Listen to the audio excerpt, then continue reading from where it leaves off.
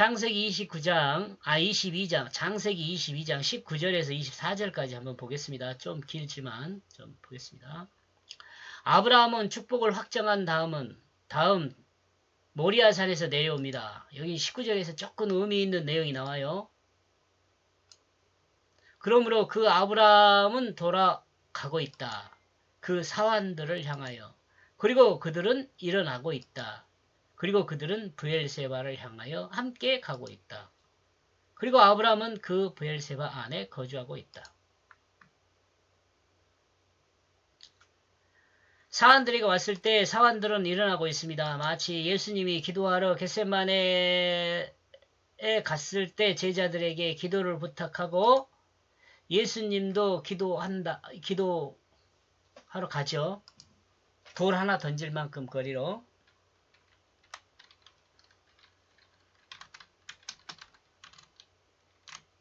그리고 제자들에게 다시 돌아오죠. 그 모습과 닮아있는 내용이란 내 생각입니다. 내 생각.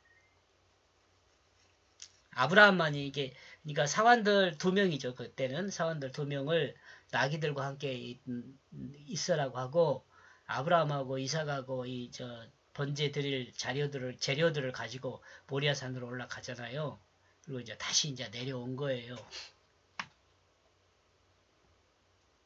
예, 그것에 대해서 지금 이 말씀을 읽으면서 이런 생각이 들었다는 거죠.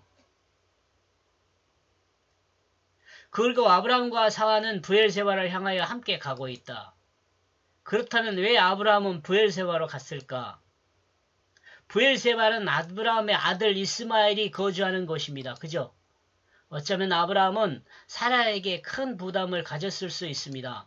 그러므로 좀 완충적인 시간을 갖기 위해 이스마엘이 머물고 있는 브엘세바에 머물러 쓸 수 있습니다. 그리고 이것은 아브라함이 셈을 살폈던 곳으로 자신에게 익숙한 곳이라 할 수 있습니다.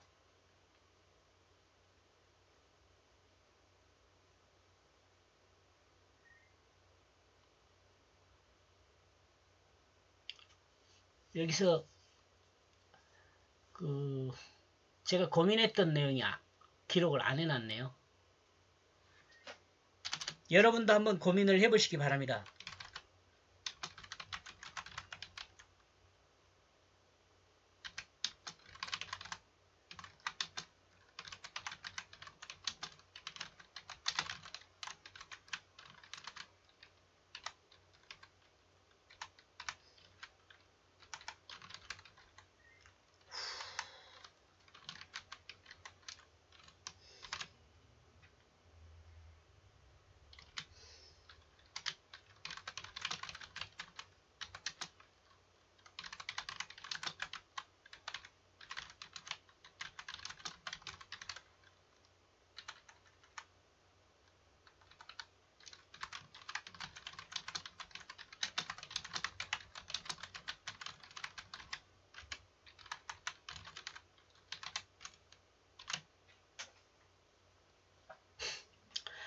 성경에 기록하고 있지는 않지만 이 내용을요. 근데 여기 여러분 확인했다시피 이삭이 번제로 드려지지 않았잖아요. 수양을 번제로 온전하게 드렸잖아요. 수양을 번제로 온전하게 드렸어요. 근데 아브라함이 모리아산에서 내려가지고 사환과 함께 브엘세바로 갔을 때 이삭 이름이 없어요.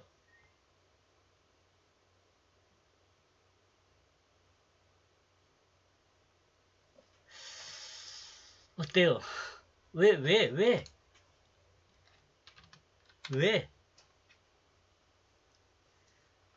아브라함 일행에 이삭의 이름이 빠져 있을까요? 저는 이것에 대해서 한번 생각을 해봤는데 이는 하나님이 이삭을 받았음을 증거하는 것이 아닐까 이런 생각을 한 거죠.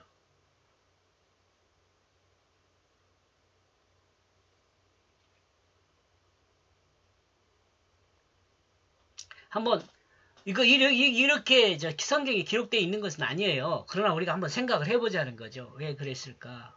왜냐 하나님 말씀이니까. 우리는 이 아브라함의 역사를 배운 것이 아니잖아요. 아브라함의 아들들을 통해서 그 안에 하나님이 뭘 말하고 있는가를 듣는 것이 더 중요하잖아요. 그죠? 그러니까 왜 하나님이 기록하지 않았을까? 왜 성경에는 기록되지 않았을까? 이걸 고민해 보자는 거죠. 20절. 그리고 이런 일 후에 있다. 지금 아브라함이 부엘세바로 간 것도 성경에는 의미를 말하지 않아요. 근데 지금 이런 것들은 제가 생각해서 말하는 거예요. 뭐 좀 완충할 시간이 갖기 위해서 이런 거요. 본문에 읽어보요. 그리고 이런 일 후에 있다. 그러므로 아브라함에게 말하여 전달하게 했다. 봐라. 밀가 그녀는 낳았다. 또한 그녀는 아들들을 낳았다. 너의 형제 나홀로부터. 갑작스럽죠? 이 이야기도. 성경도 그러니까 논리가 이렇게 끌러가요. 나만 그런 것이 아니고. 다 역사를 그냥 세세하게 하나씩 그냥 다 기록한 게 아니에요. 필요한 것만 발췌해서 하나님이 사용하셨어요. 본문에서 데라의 아들 아브라함은 나홀보다 앞에 기록되어 있습니다. 이는 출생이 나홀보다 빠르다는 이야기로 볼 수도 있습니다. 그런데 꼭 또 그렇게 볼 수도 없는 게 데라가 70세에 아브라함과 나홀과 하란을 낳았다고 기록되어 있어요. 70세에 낳았거든요. 그러면 1년이잖아요. 그러므로 이 출생은 이들의 어머니가 각각 다른다는 것을 생각해 볼 수 있습니다. 제가 앞에서 이런 설명을 했는데요. 번역 성경은 아브라함을 형으로 나홀을 동생으로 번역하고 있지만 기록 후 순서가 아브라함이 앞선다는 이유에서 그렇습니다.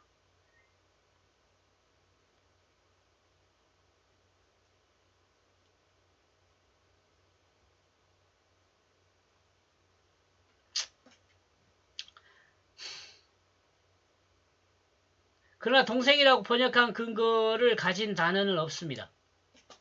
아브라함을 동생이라고 나홀이 동생이라고 우리가 번역할 근거 단어가 없다는 거죠. 다만 형제라는 의미를 전달하고 있는 단어가 있습니다. 뚜렷하게 동생이라는 단어는 없습니다. 지금 이렇게 이야기하고 있는 것은 개혁성경이 아마 그렇게 설명을 한 것 같아요. 후에 아브라함에게 일러가르되 당신의 형제 나홀에게 자녀를 낳았다 하였더라. 개혁성경도 그렇게 해석하지 않고 있네요.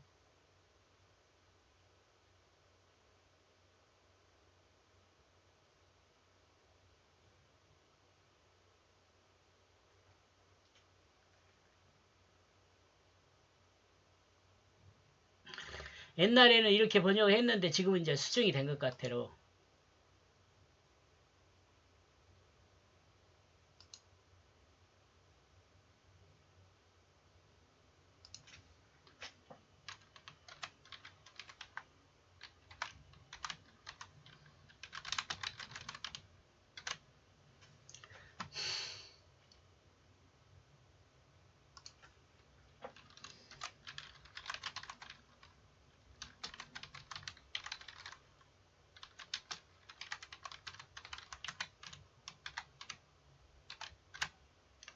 현재 개혁성경은 이렇게 수정되어 있더라고요.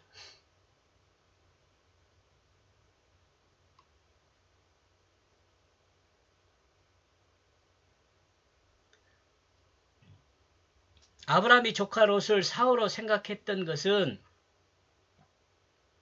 후사로 아브라함이 조카 롯을 후사로 생각했던 것은 하란의 아들이기 때문이기도 하지만 또 다른 생각으로 하란의 어머니가 사라의 어머니라면 이 또한 롯을 사랑하고 챙기는 원인이 되었을 수 있습니다. 만약 이것이 사실이라면 밀가는 사라의 조카였을 수 있습니다. 그리고 밀가와 미스가는 여자 쌍둥이였을 수 있습니다. 왜냐하면 밀가와 롯은 형제로 나와 있기 때문에 그렇습니다.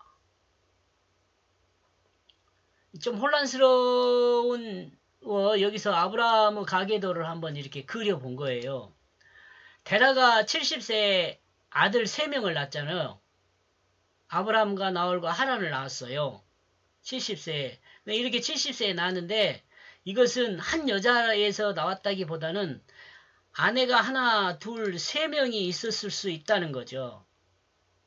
그러니까 세 명에서 동시에 출산을 한 거라고 봐야죠. 근데 아브라함의 조카가 롯이잖아요. 조카예요, 조카. 그리고 아브라함이 사례를 뭐라 그래요?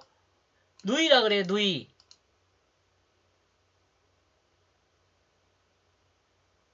아브라함의 누이가 사례예요.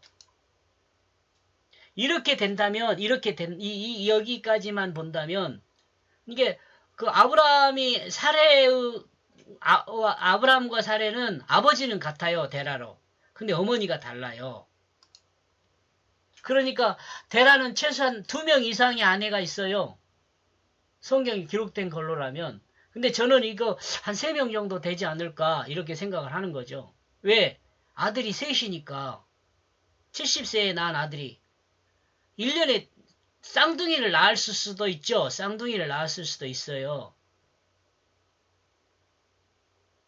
그러면 나홀이나 하란이 둘 중에 하나는 둘이 쌍둥이가 될 수 있겠죠. 너무 복잡하죠. 그러니까 아무튼 여기까지 여러분이 여기까지만 여가고 그 다음에 여기까지만 한번 이해를 하고 롯까지만 이해를 하고 한번 생각을 해보세요. 그러니까 아브라함이 롯을 그 후사로 생각하고 데리고 갔잖아요. 근데 아브라함은 사라와 결혼한 사이잖아요. 이게 사라의 친족할 수 있죠, 롯은. 그러니까 롯이 조카지만 사라한테는 완전 친족하죠. 이런 생각을 한 거예요. 그러니까 조금 더 롯을 챙기게 되었지 않을까 그런 생각을 해보는 거죠. 아브라함을 따라간 사례의 경우도 이 롯이 또 영향을 미쳤을 수도 있어요. 그 이란성 쌍둥이는 모계로부터 유전된다 그래요. 그러니까 모계로부터 유전될 때 한 대를 거쳐서 다음 때에 나타난다 그러거든요. 이런 점에서 밀가 아들 부디엘의 딸 리브가는 밀가의 유전자를 받아 이란성 쌍둥이 에서와 야곱을 출산하게 되었다는 생각을 해보는 거죠. 이런 이란성이란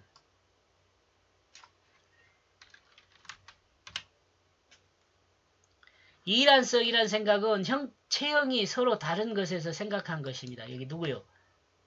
에서와 야고브 체형이 털이 많은 사람, 털이 없는 사람, 목소리가 다른 뭐 여러 가지로 좀 성경적 근거를 생각해 보면 체형이 다르구나 이렇게 생각한 거예요. 체형이 다르니까 이 사람들은 이란성 쌍둥이가 아니냐. 이란성 쌍둥이라면 목의 유전이니까 이런 생각들을 한 거예요. 창세기 2장 12장에서 창세기 22장까지 22장 19절까지가 아브라함에 대한 이야기입니다. 지금 이제 아브라함에 대한 이야기가 끝났습니다. 그리고 창세기 22장 20절에서는 나홀의 가족에 대한 이야기가 나옵니다. 밀가는 힘이 있는 가문의 여인이었을 수 있습니다. 그리고 당시 갈대아 우르의 실권을 가진 사람이었을 수 있습니다. 밀가는 아들을 8명 낳았습니다. 이제 밀가가 낳은 아들 8명이 쭉 나올 겁니다. 그의 그 맏아들은 이름은 우스입니다. 의논하다, 충고하다, 충고를 받다라는 의미가 있고요. 그리고 그의 형제 부스는 멸시받은, 망신당한, 멸시이라는 의미가 있고요. 그리고 아람은 고원, 시리아, 왕궁, 요새라는 의미가 있는 사람입니다. 아람의 아비. 그리고 아람의 아비 그무엘입니다. 그무엘. 이 그무엘, 그러니까 부스, 그무엘이죠. 요것은 손자죠, 손자. 은호의 충고를 받아들여 멸시나 망신을 당하지 않고 높은 곳에 요새를 만들게 하여 하나님이 일으키셨다. 이름들을 정리한 문장이 한 문장이에요.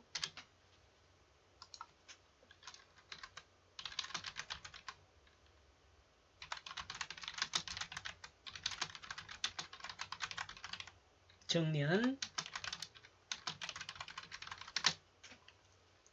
나홀 아내 밀가를 통한 자손들이 일어나 충고를 잘 받아들이고 서로 의논하여 멸시와 망신을 당하지 않고 높은 곳에 요새를 차지하며 그 가문이 세워졌음을 상징적으로 표현하고 있다고 볼 수 있죠. 그리고 게셋과 하소와 빌다와 이드람과 부두엘입니다. 완성하다, 선견자, 구별하다, 눈물이 많은, 하나님에 의해 황폐된. 이것도 한 문장으로 만든 내용인 것 같아요. 황폐된 것은 눈물이 많은 선견자가 구별하고 완성되게 하였다는 것으로 이해할 수 있다. 이거 제 생각입니다. 갈대아 우르가 새롭게 세워질 수 있었던 것은 미래를 바라보고 눈물로 하나님께 의지하는 그 구별로 인하여 요새가 완성되었다고 이해할 수 있습니다. 공감하십니까? 이건 제가 이제 이 이름만 우리에게 알리는 것이 아니라 이름을 통해서 우리에게 알리는 것이 있지 않을까를 생각하고 고민해서 이렇게 문장을 한번 만들어 본 거죠. 갈대아 우르가 새롭게 세워질 수 있었던 것은 미래를 바라고 보고 눈물로 하나님께 의지하는 그 구별로 인하여 요새가 완성되었다고 이해할 수 있다.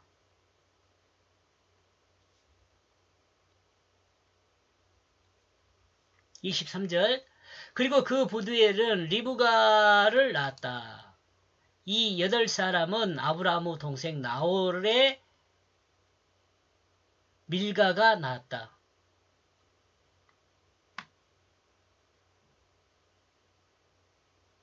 23절 동생이라고 나오네요. 동생이라고 나와요. 근데 동생이라는 근거가 없다 그랬는데 하나님에 의하여 황폐화된 아름다움을 붙들어 맸다. 그리고 나홀 가문의 전통은 부두엘이 이어가는 것으로 볼 수 있다. 그리고 부두엘 가문은 리브가가 이어가는 것으로 이해할 수 있다. 리브가는 이삭의 아내가 된다. 성경은 리브가의 근본을 알게 하고 나홀과 밀가의 가족 이야기를 기록하고 있다고 본다. 24절 그리고 그의 첩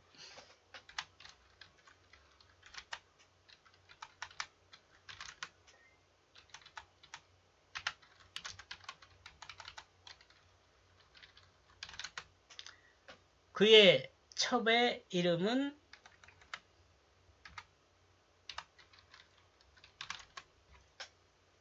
루마이다. 그러므로 그녀도 또한 낳았다. 그 데바를 그리고 그 가함을 그리고 그 다스를 그리고 그 마가를 나홀도 첩이 있습니다. 그 첩의 이름은 루마입니다. 이름의 의미로 보아 깨끗한 사람을 도륙하고 억압하는 일이 불꽃처럼 일어나는 것을 전하고 있다고 봅니다. 아마도 나홀 가정도 첩의 자녀들로 인하여 큰 어려움이 있었을 것이라는 상상을 해봅니다. 첩의 자녀들이 4명이지만 이들이 들고 일어나 밀가의 자녀들을 대적했을 것으로 볼 수도 있습니다. 이들은 들고 일어나 깨끗한 형제들을 학살하는 일을 했을 수 있습니다. 그리고 이 악한 자들이 사회를 억압하여 누르는 사람들이 되었을 수 있습니다. 이 과정에서 밀가의 자녀들보다는 첩의 자녀들이 실권을 잡은 것으로 볼 수 있습니다. 그러므로 밀가의 자녀들은 학살을 당했을 것이고 이 과정에서 부두엘은 살아남아 이삭의 아내인 리브가를 낳게 만들었다는 것을 상상해 봅니다.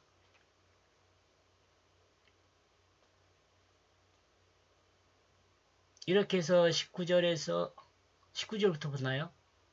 19절에서 24절까지 내용을 정리하면